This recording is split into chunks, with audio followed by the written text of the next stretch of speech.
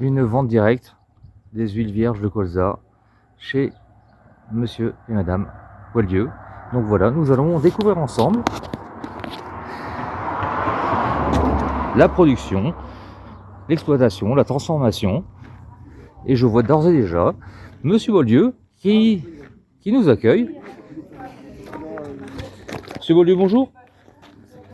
Patrice Evangelère. Bonjour, enchanté. Qu'est-ce qui se passe aujourd'hui? Une porte ouverte sur l'huile de colza. Sur l'huile de colza, d'accord. C'est un atelier de transformation d'huile de colza. Donc qu'est-ce qui se passe? Vous utilisez, vous produisez le produit, vous le transformez, comment ça se passe? Le produit est produit sur la ferme, sur l'exploitation, par moi-même, et c'est mon fils qui transforme. D'accord. Il a créé un projet de diversification d'atelier d'huile de colza. Et de là, concrètement, qu'est-ce que vous nous proposez? Une petite visite? Une petite visite.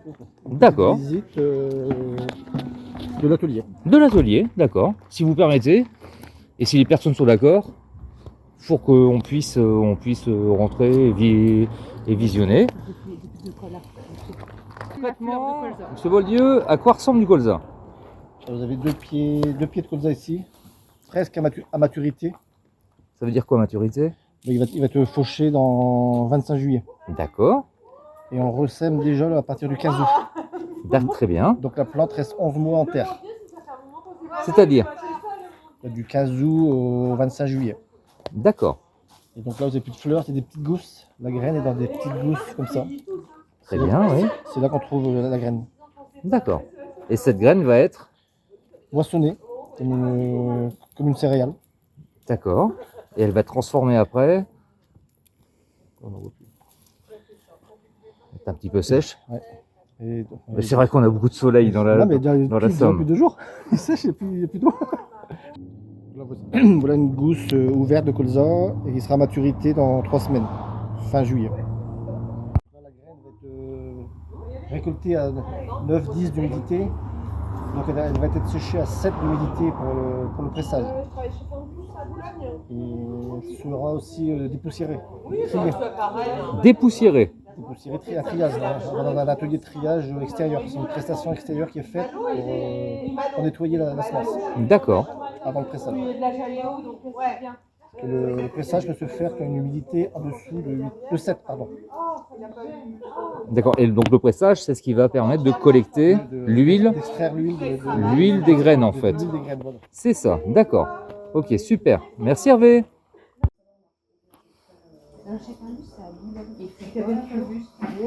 Donc voilà, on y est. Salut Hervé. Bonjour Patrice. Alors, qu'est-ce qu'on est censé voir là actuellement? Vous avez une presse à l'huile de colza. Ok. Vous avez la graine de colza. Très bien. Donc c'est celle qui est collectée dans les gousses. Voilà. Ok. Et qui est triée et séchée si besoin. D'accord. Et ce produit est introduit de la quantité, hein. On voit que ça a un beau. Donc il nous faut un brome ça de 3 kg pour faire 1 litre d'huile. 3 kg pour 1 litre d'huile. Très bien. On l'introduit dans la trémie de la presse.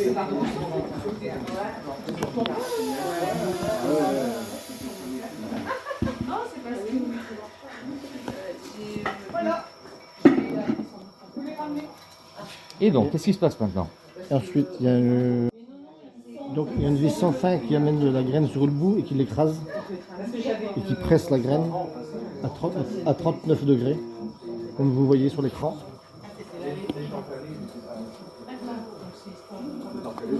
Et là, vous avez le déchet qui sort et qui est reconsommable par les bovins, qui est revendu dans notre exploitation pour être consommé.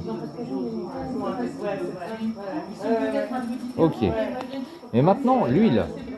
Alors, l'huile, comment elle arrive? L'huile elle arrive par gravité dans ce flux, un flux de 100 litres. Et il nous faut 30 heures pour faire 100 litres. 30 heures Ouais, 30 heures. Donc ça fait pour 100 litres. 2 jours D'accord. de pressage. Ok. Ensuite, cette huile reste 3 à 4 semaines dans le fût pour décantation. Avec une fermeture hermétique, avec un petit coussin gonflable. C'est fermé hermétiquement pendant 3 à 4 semaines pour la décantation de l'huile naturellement. Ensuite, un mois après, on peut mettre en bouteille. Et donc, avec une production d'un tel rendement là, que nous voyons actuellement, on fait combien de bouteilles? Là, on en a 30% de rendement en huile. Sur un hectare, on sort 1000 litres d'huile. Donc, c'est ce qui nous fait 2000 bouteilles de 50 centilitres. D'accord. Donc, c'est une production qui a mis en route au mois de février-mars. Très bien. Est-ce qu'il y a du recyclage à faire par rapport à certains déchets, par rapport à... Donc voilà, ok. Ok, donc ça ce sont les déchets qui sont... C'est le sous-produit de l'extraction de l'huile. Des déchets recyclables en fait. Voilà, recyclables pour les bovins. Ils vont repartir pour les bovins, d'accord. Ok, très bien, super. Donc, on a dit 4 semaines. On peut voir ton Kevin, on va essayer de mettre Kevin dans la bouteille. Et donc voilà le résultat fini. On en est là.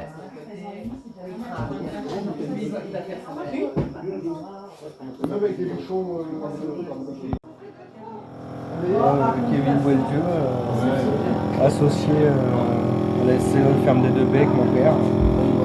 On a développé une activité d'huile de colza.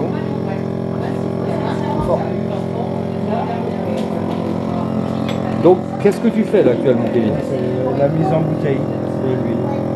Et qui arrive de où alors? Qui arrive du fût, qui est derrière nous. Donc c'est pompé par la machine. Ça repasse par un filtre. D'accord. Et ensuite c'est mis en bouteille. Ok. Et donc, à partir du moment où elle est en bouteille, elle est consommable. Oui, tout à fait. Alors, pourquoi est-elle consommable? Pour quel, voilà. Tout ce qui est assaisonnement, salade, tout ce qui est assaisonnement. Assaisonnement, d'accord. Surtout pas friture. Non, Non, c'est une huile qui est pressée à froid, donc il faut éviter de la chauffer. D'accord. Ok, super. Donc là, on voit le conditionnement, qui reste relativement simple en fait. Hein. Une huile totalement... Et ça, c'est C'est l'huile produit fini. Là, parce que vous avez les bouteilles opaques pour la conservation. Et ça, c'est un échantillon pour D'accord. une huile claire comme ça. Ah ouais, quand même. Ah oui, c'est l'effet de la bouteille qui fait ça en fait. parce que c'est la lumière et La lumière dégrade l'huile. Pour protéger. la dégradation de l'huile. D'accord. D'accord. Ok. Et donc là, vous êtes parti pour combien de litres? Aujourd'hui, c'est assez spécial, mais d'habitude, on fait un fût de 100 litres. 100 litres. On est parti pour 200 bouteilles à peu près 2 heures. Et donc après, il y a l'histoire du conditionnement.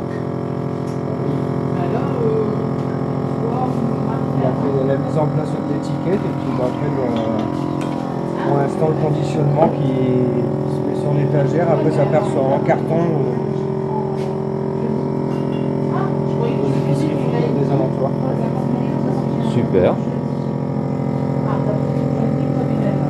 Donc on n'aura pas vu le consommateur, mais on aura vu du producteur Consommateur. presque au consommateur. On est d'accord, hein, on est d'accord. Ça marche. Super. Ok. En plus, c'est pas du tout bruyant. Là, tu dois regarder le bouchon, c'est plus compliqué. Et si je peux me permettre une petite question, donc ça c'est... Ça, c'est chaque fois comme la pompe fonctionne en continu, Ouais. quand on change de bouteille, il faut bien que l'huile elle prenne quelque part. Donc, D'accord.